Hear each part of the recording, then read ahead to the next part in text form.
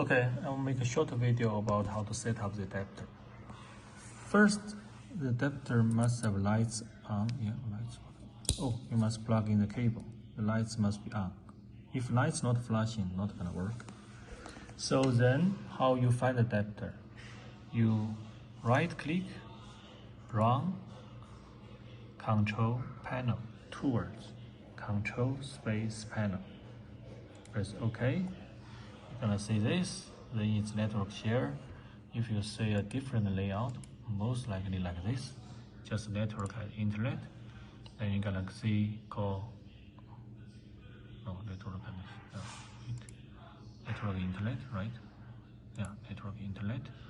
Then you're gonna see network share center. Okay, go to the same place. Adapter. So this is a page you need to find called adapter, network adapter. You have several adapters. How you know which one is which one? Now this is a USB device, right? You can unplug it. Unplug it. See, it's gone. And you replug it. It will back. Okay. So now you know this one is the adapter you need to change. Okay. Make sure it's not like this. Says the network not unconnected. Must connect it. Otherwise, whatever setting won't gonna work. So what IP address we need to set? First, let me find it where to set it. Right-click, property. Then they have lots of port codes. You can actually remove them, or you can leave them. Doesn't matter. But generally, I like to remove them. Then you can click property. Default like that. If it's already set in something, since you have trouble, so you probably can change it back to default.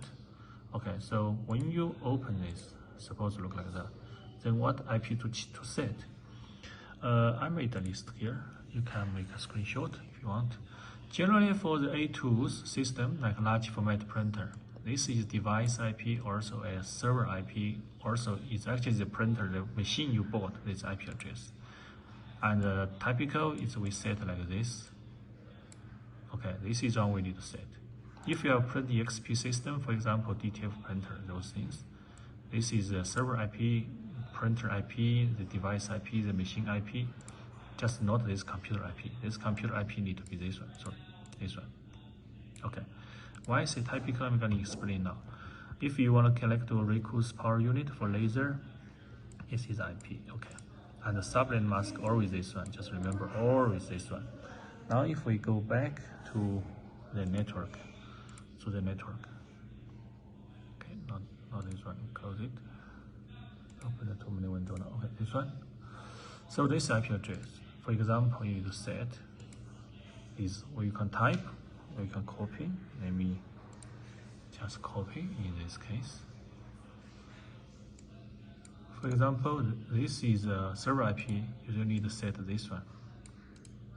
You copy or you type, whichever. Then you put here. Then this one should be automatically filled for you, 255.255.0. Don't change it. If it's not this, you make sure it's this. Okay, then you press OK. Then you press close. Okay. Then to confirm, now probably it's already starting to work. Then you do not need to confirm. But if confirm, you double click, select details. If it's the one you set. If it's not, sometimes you can see happen. If it's not, then you go back to property. You go back to the last number. Change this number to some other number. Oh, some other number smaller than 255. Okay, for example, that's just 99. Then press OK, close.